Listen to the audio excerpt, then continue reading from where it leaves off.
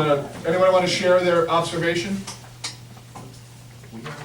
So, the reality that you live in is the dual reality. And then the reality that you exist as a luminescent being is the actual reality. Ah. And then The first one's just the Maya, yeah. the illusion. And what you do is what he's trying to say is that because we give names to things to identify it, those are non-dual. And when you ask where you fit into it, your body is non-dual, but you are dual. Okay, so here's the example, because I don't know if that made any sense to anybody but me. Everybody else got further lost if they're already lost. Let me try it a different way.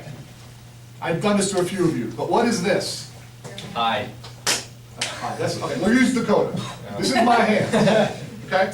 What is this? This is my thumb. What is this? My pointer finger. Is my thumb separate from my pointer finger? I can go like this with my thumb, I can go like this with my pointer finger. Are they separate? They are separate. Although, are they not attached together? Is it simply that they are different names we have artificially given to this being the thumb and this being the pointer finger, and in giving them names, they are now separate somehow, when in actuality, it's part of the same hand? Is my hand separate from my elbow? Well, yes, we call it the elbow, and this is my elbow that hurts, this is my hand. And we have artificially given names. This is the hand, this is the elbow, this is the head, this is whatever it is. But even though they're individual things, are they really individual things, or are they just labels that we have given them? We put them into categories, we try to analyze what is. So this is the thumb, this is the finger, this is the neck. Is the neck separate from the hands? Yes. Is it? No. Is it? Controlled by your brain. And so if you extend it even farther, recognize that the things we label, we go, oh, that's a tree, and that's Jack. And we go, tree is separate from Jack.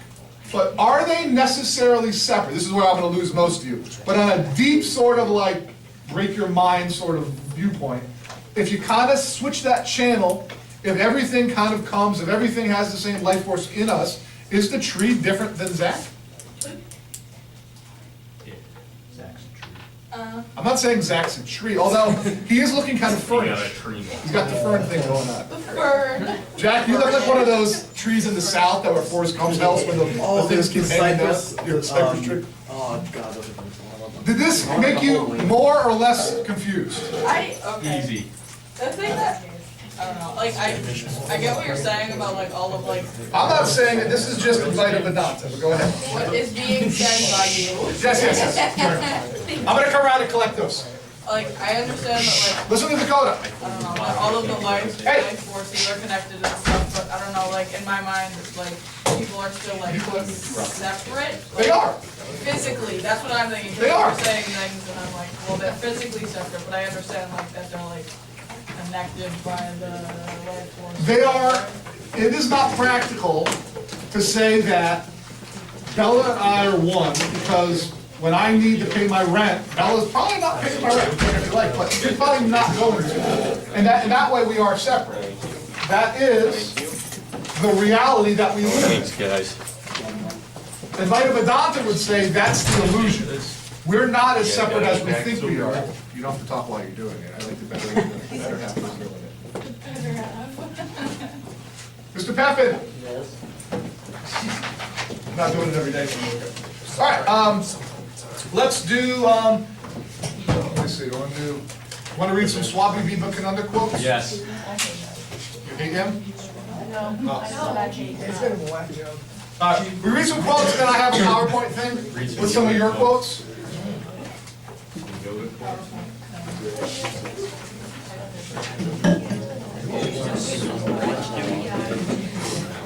No,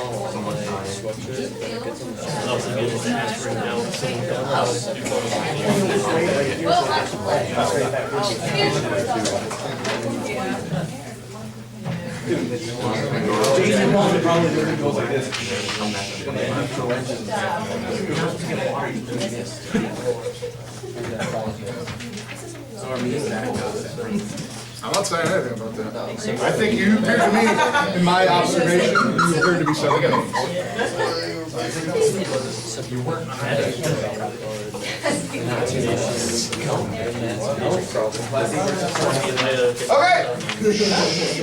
I just passed out a number of quotes from Swami Vivekananda. 16 quotes. Read through the quotes. Tell me the ones. Get a couple minutes. Tell me the ones that actually resonate or you kind of like or you disagree with, whatever you want. Give a few minutes. Look at those quotes. There's a couple that I like. Yeah. There's a longer sort of thing on the back you can read if you have time, but I'd just read the quotes for now, to be honest. Wow.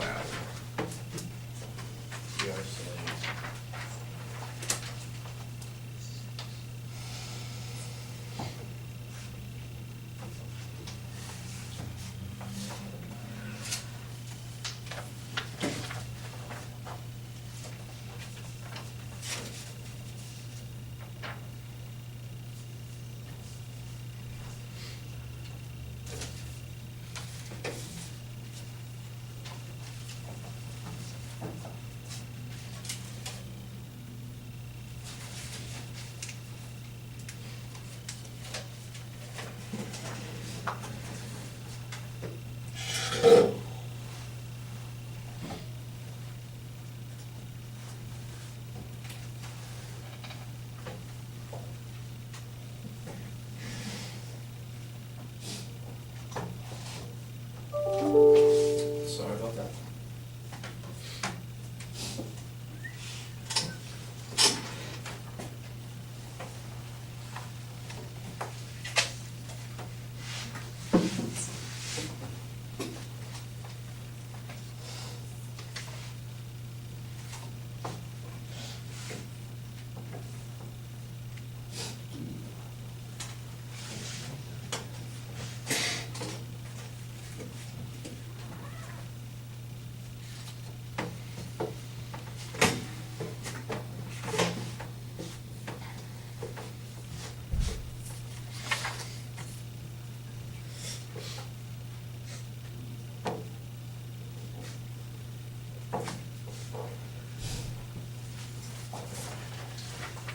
Okay, some people are still reading, but for those, anybody have, are these good, bad, indifferent? Anyone's actually do anything for it? Which one? Number 11. Number 11. Man thinks foolishly that he can make himself happy, and after years of struggle, finds out at last that true happiness consists in killing selfishness and that no one can make himself happy except himself.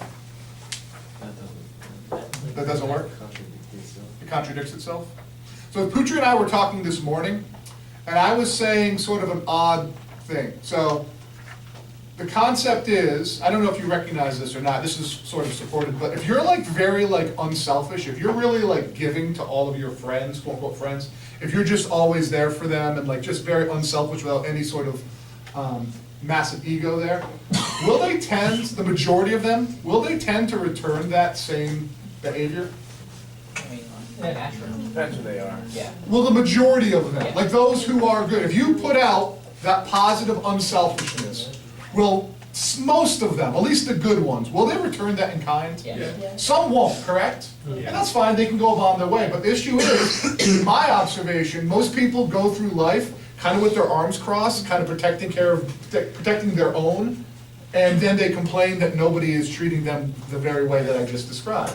But if you actually are very open and unselfish, the odd thing is, it kind of just comes back.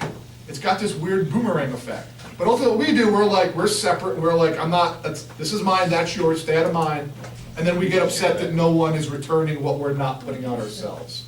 Anybody get that? Anybody disagree with that? Anybody agree with that? You're shaking your head. I agree with that. That makes sense? In your experiences, is that true? For the most part. Now, obviously going in a high school situation, in a small school, in a small state, obviously, is everyone gonna return your pleasantries? Yeah. If you're hoping they all do, okay, that's fine. If you need them all to, well then that's not selfishness. You're actually thinking, I'm doing this, I'm being very unselfish, I'm trying to help everybody, all my friends, and then you don't help me and I'm giving you the middle finger. Well, was I truly unselfish or was I waiting for something in return? You understand what I'm saying? But if you just put it out there, I don't really worry about, I don't really worry about being popular or unpopular as a teacher. I just teach, I try to put out positivity, and I usually get positivity back. I don't have a lot of kids skipping, a lot of kids I have to write up, it just sort of happens that way. And then I think of another teacher, or a lot of teachers, and they're like, you have to do this. And do you guys like to do it if you've been forced to do it? Yeah. But you'll naturally just fall into the role when you're getting back that respect, that rapport, that unselfishness. It's really odd, but we spend our whole life looking for what would be there if we just opened up our arms rather than crossing our arms and pushing things away. Go ahead. So this morning, You don't have to point directly into her head. we were, He's next to you. we were going to Cumberland Farms, Cumberland Farms, okay. get coffee. Every story starts with the Cumberland I Farms. just That's threw, good. I Yep. just threw away my coffee, but I drank it. So we were gonna pull into a parking spot, and this guy just pulled out, and there was someone waiting, and she went like this because she put on her left blinker to get in the parking spot. She was waiting for it. So she started swearing in the car, but then she was like this to the girl. So we went around, and she ended up paying for our coffees inside. So Really? it really. Interesting. Somebody in the other class wrote something in regards to this. They said it was the same sort of scenario. They were both fighting over the same spot at the gas station. And the kid in our class, like, let them go. And normally he would have been like, I was here first, but he's like, go ahead. And then as he parked, he got his gas, and the other guy noticed that the sticker on the back of his car was that he was the kid, your classmate, is going to that college next year. The guy who they were fighting over the spot is an alumni there. And they started up a whole conversation, and he ended up leaving. The kid wrote in his journal, like, I ended up going like, wow, I was actually kind of nice. And then it came back in return, and he was like shocked that it actually worked that way. But it's really odd when we walk around, especially in northwestern America, and we pass people on the street, do we even like recognize them being there? No. We're all very separate, and we're all like, but like, the idea is, if hypothetically you were just like really outwardly pleasant to people, would it be returned by the people of value? Would they return it? Oh, yeah. So I like that quote. That's my favorite quote, which is there you go. What you got there, Sergio? I like 15 and 16. 15 and 16. They're kind of related. 15, those that want to help mankind must take all their, okay, that one's pretty hard, that's hardcore. Those who want to help mankind must take their own pleasure and pain, name and fame, and all sorts of other interests, and make a bundle of them and throw them into the sea. That is basically pushing that, you know, to the, I'm not saying that you guys should embrace that. You can if you want, I mean, I try to, but that's very much against, it's a Buddhist concept, and we'll get to it, but there's no difference between like pleasure and pain, and fame and fortune, and shame and disrepute. They're one and the same. They only exist if your mind says they're there. Any other ones? Got me. Number 8. Number 8, take up one idea, make that one idea your life, think of it, dream of it, and just leave every other idea alone. This is a way to success. Now that's obviously, a lot of people think that like some of this Advaita Vedanta and Eastern stuff is really kind of contented, like laid back laziness, but it actually is trying to empower you. Take that one idea and keep your focus on it. Now when we do Zen later on, Zen is about whatever you're doing, that's what you're doing. When you're doing the dishes, you're gonna do the hell of the dishes. You're gonna just do that, you know, that's where you are. And I mean, people laugh at that, but as you gradually develop that discipline, so whatever you're doing, that's what you're doing, life goes by a lot quicker, everything kind of falls into place, and whatever you try to do ends up, it goes better. Obviously, this one, you're thinking probably in terms of what you want to do with your life, and that's fine as well. Any other ones? Which one? I like number 6. Number 6, neither seek nor avoid takes what comes. I mean, that's ultimately the contented sort of viewpoint. We, in our culture, are very much about aversions and likes. Aversions, things I don't like, and likes, things I want. And we always want the things we like, and we love it, and we hug them tight. And the things we like, we don't like, we push away, and we have nightmares about them. Can we really control which show up most of the time? But, you know, you can still, if you want to push them away and have a temper tantrum about it, rock on. You can, you know, the Halloween candy got stolen.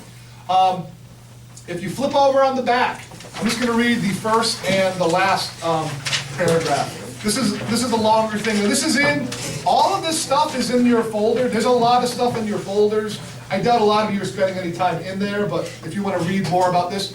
But the quote is, and I'm going to start the PowerPoint in a second, whatever you think that you will be, if you think yourself weak, weak you will be. If you think yourself strong, strong you will be. Isn't that true? I guess in a way. You kind of like give yourself no confidence when you call yourself weak. Let me give you a little example. There's a kid I can think of from a few years ago who was not like, he wasn't a good-looking kid. He was a guy, he wasn't a good-looking kid. He was kind of like weird. but he came across with so much self-confidence and so much, like, gave off a positive vibe, and everybody was kind of drawn to that. And in that same class, there was another boy who was potentially years later could be like a model, like a good-looking kid. But he was like, always like the world's out to get me, kind of in a ball or in a shell. And I remember thinking about that at the time and going, wow, it's not the outer shell that matters in these two situations. It's what they themselves want to actualize on. So if you go down to the bottom 2 paragraphs, this is from Swami Vivekananda. Stand up, be bold, be strong, take the whole responsibility on your shoulders, and know that you are the creator of your own destiny. All the strength and support you want is within yourselves. Therefore, make your own future. The world is ready to give up its secrets if we only know how to knock. The strength and force of the knock come through concentration of the human mind. So that's partly meditation, and that's partly what Gavin just talked about in terms of putting your focus on what you're doing. But think about what our minds do. We're not focused on what we're doing. Half of you right now are thinking about something entirely different. That's the natural behavior of the mind. Remember what he compared the mind to? What animal? A monkey, because it's just jumping around. That's what our minds do. His point was, if you actually develop the skill through practice, you actually eventually will be able to have a lot more success in all of your endeavors, that you actually control your future, rather than like, oh, help me, or it's somebody else is going to give me the answer. You have the answer inside of you. Okay, I'm going to show you a PowerPoint. PowerPoint has a, would you like to collect these? I don't have him do it, he's a mess. Start telling the farm stories. All right, so what I'm going to show you is, first I think I still get a number of kids saying, can you look at more quotes from the class? So I have about 5 quotes from kids in the class, and then I have a 14-minute long version of Star Wars we're going to watch. Yeah.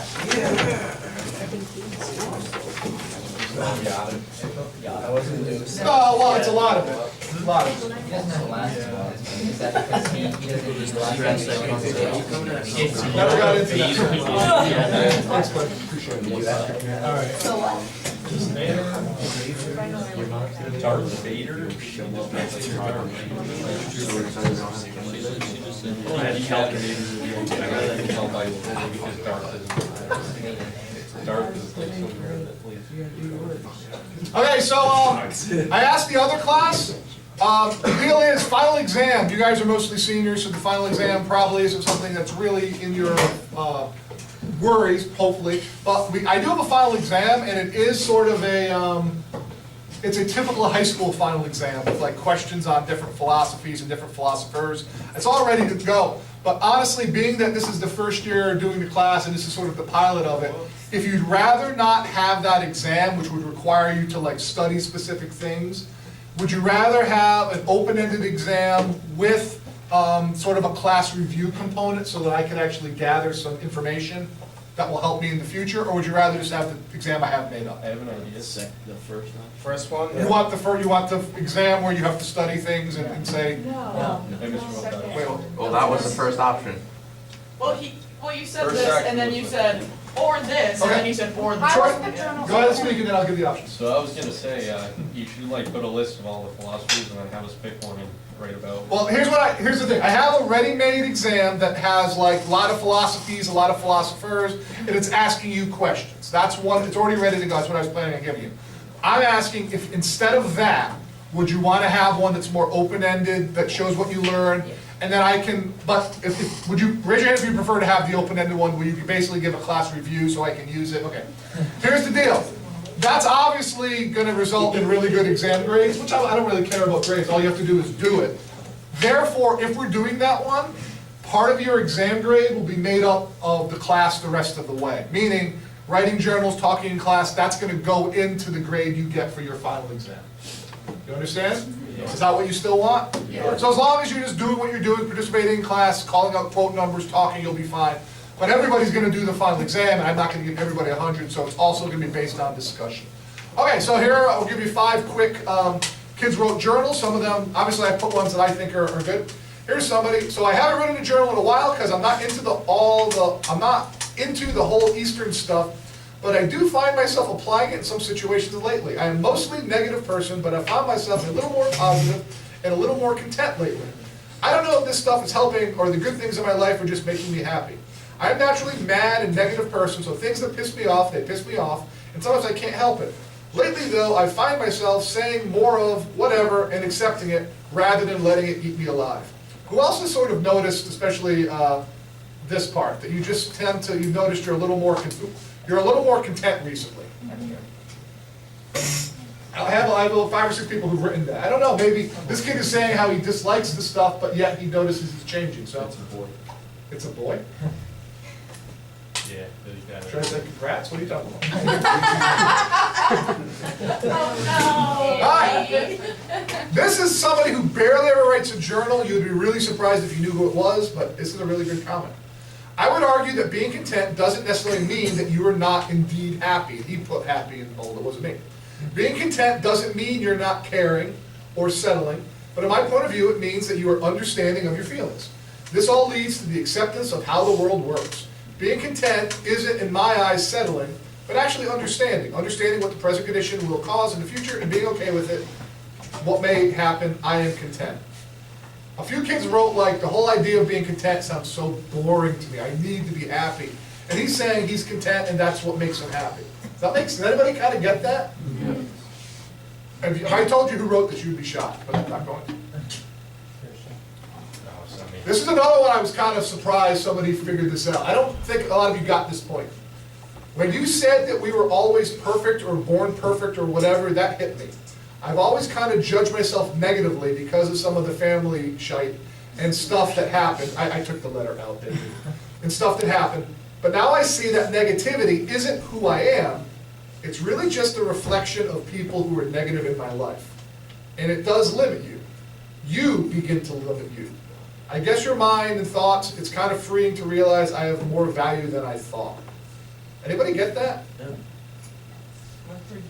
That is pretty deep. If I told you who wrote this, you'd be surprised as well. So the part about, we were always perfect or born perfect, the concept, and I'll say it again really slowly for those of you who want to try to jump on who missed it the first time. The way you view yourself is a reflection of how people view you. If you've had a lot of negativity in your life, you have created a mask that is your personality, it is your egoic mind. And that's who you think you are, and it limits you. So yesterday we were talking about meditation in my other class, and a girl said about 6 times, I can never meditate. And I said, if you think you never can, you'll never be able to. That's the limitation. So when you think of, we're going to do a Star Wars thing in a bit, but like, there's a whole part of Star Wars where Yoda is talking to Luke, and he goes, there is no try. There's do, there's no try. Yeah, do or do not. Do or do not, there is no try. Okay. The concept is, in their belief, anything you put your mind to, you can do. The only thing that will ever stop you from doing what you want to do is you doubting yourself. And the only reason you would doubt yourself is doubt exists in your mind. And doubt only exists in your mind because it's been placed there by observing how others view you. Did you get that at all? Okay. This one was deep. I was happy I got this one. This is a longer one. I've always been thinking, why we have the desire to feel accepted by others? Why do we care how others view us and what they think about us? I don't know exactly, but it's a weight off of your shoulders to know that you have a set of people who you can trust and who will accept you as you are. We need people to be by our side and accepting of us, because only then can we start acting like our true self, after we have won the people over. Because, being quite honest, I don't think there are many people who are completely themselves when they are meeting new people, like 100% themselves. Many people act a little more proper and a little less crazy at first encounters, and once we have gotten that person to accept us for the fake us, we can slowly start to show them the real us and hope that they will stay. Thoughts? What do you think, Angie? It's true. That's true. It's completely. That's true. What do you think, Joe? That's because you wrote it. Okay. It wasn't her. What do you think, Dakota? I think that's 100% accurate because I know I don't I'm not 100% myself when I meet new people because But why? because This I is feel the like the deepest. person, Oh, before you answer, this is the. Before she answers, how many of you really aren't who you really are when you first meet people? I'd say about half the class. She's going to answer why. I want you to all think in your heads why that is. Why aren't you just who you are if they accept that they don't do or don't? Why? because the way I am, I feel like I'm too much of certain things and I don't know, because one thing that I try not to be is super blunt when I first meet people because people just assume that I'm rude when I do that. So instead of taking it like as like a good quality because they don't know me, they start taking it as like a bad quality. So you tried to smooth out what you consider to be a rough edge that might cut the person on first knowing them. Then once they get to know you, then you unleash the true Dakota in all of its glory. I mean, I don't completely like just turn into like this completely different person, but like I try not to say all the things like I would say with Bella. Okay. Because a lot of people would see me as like a bad person because that's just how I am, I guess. Well, go ahead, Lloyd. I'm kind of like Dakota. I'm like extremely sarcastic. Like once you get to know me, I'm just like trying to be like funny and stuff. But like if I first meet someone, I'm not gonna be like as sarcastic. Okay, so both of you kind of are answering it the same way. I think if I could translate it, you're both saying when you first meet somebody, you try to be nicer than you really are because the way you really are, it's not that you're not nice, and your way is being kind of sarcastic. Yeah. Mine is too. I'm pretty sarcastic, right? Now I hope it doesn't come across that it's like a mean-spirited sarcasm, and maybe somebody takes it that way. I can't really control that. But I just, right off the bat, first day, I'm just who I am, and people will grow to like it or not. Are you two, I think for both volunteering, are you not who you are because you're afraid they're not going to accept you? No, I just do it out of respect. 'Cause Out of respect? Okay. Yeah, because like, I don't know, because I don't want like, I mean, I guess it's kind of accepting, because I don't want people to just think I'm rude, because I don't think I'm rude. Are you rude?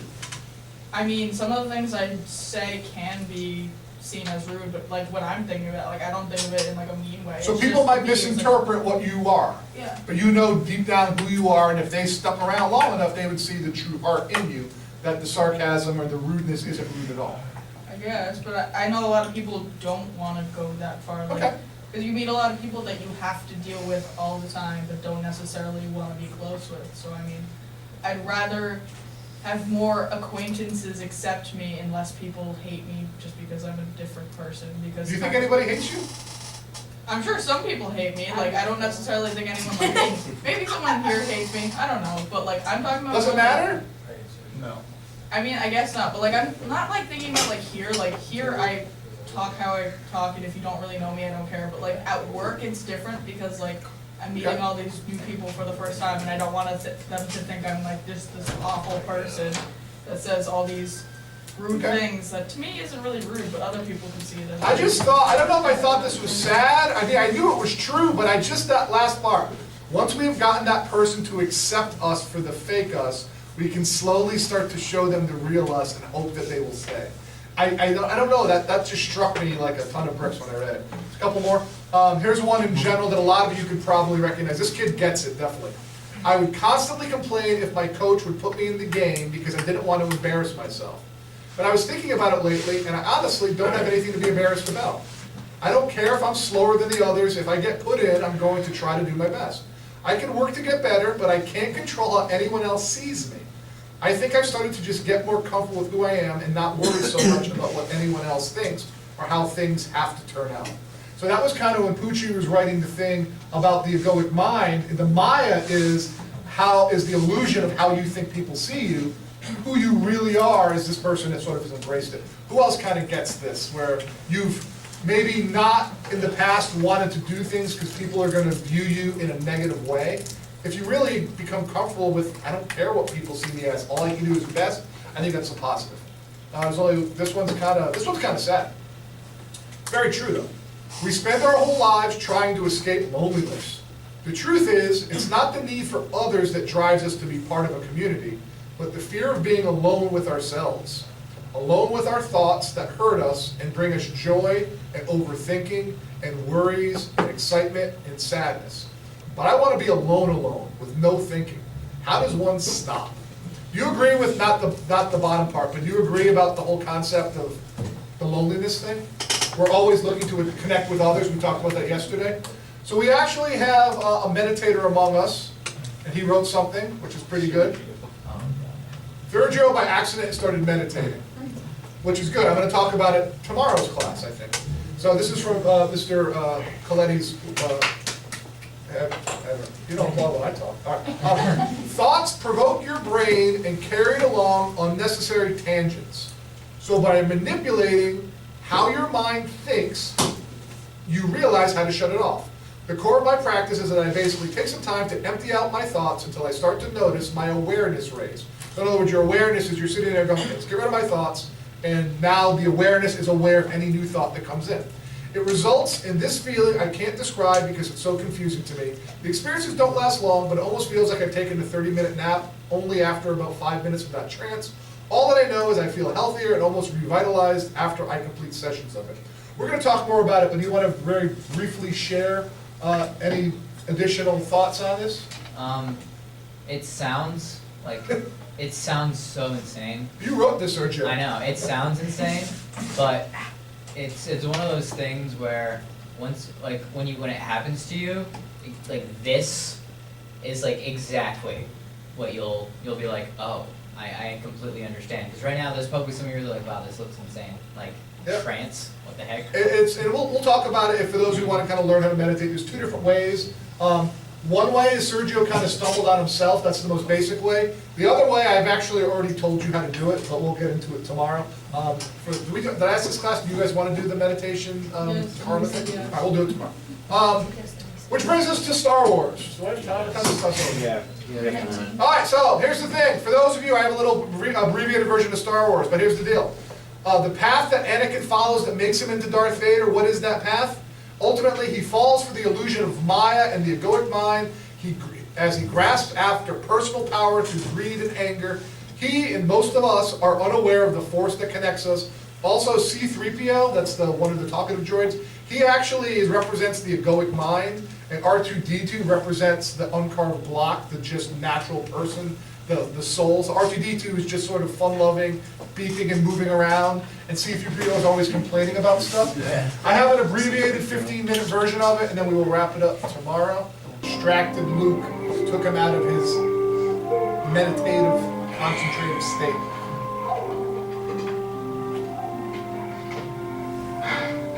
I can't. It's too big.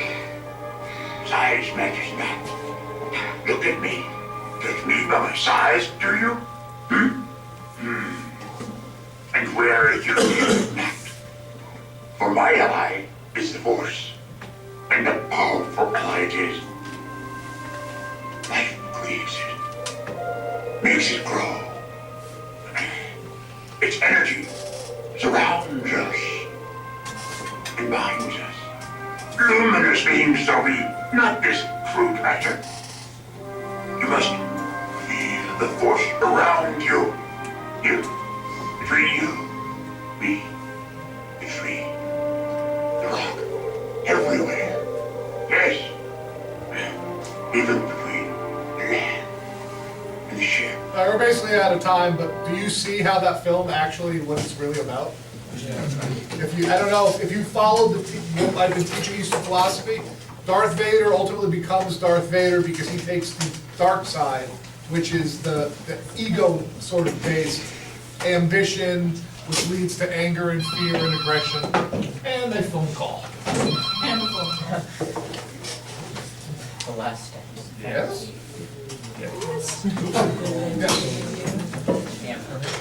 was going to do a Yoda voice.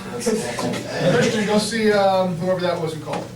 I didn't bother to ask. It's unfortunate for everybody. I believe it was misleadable.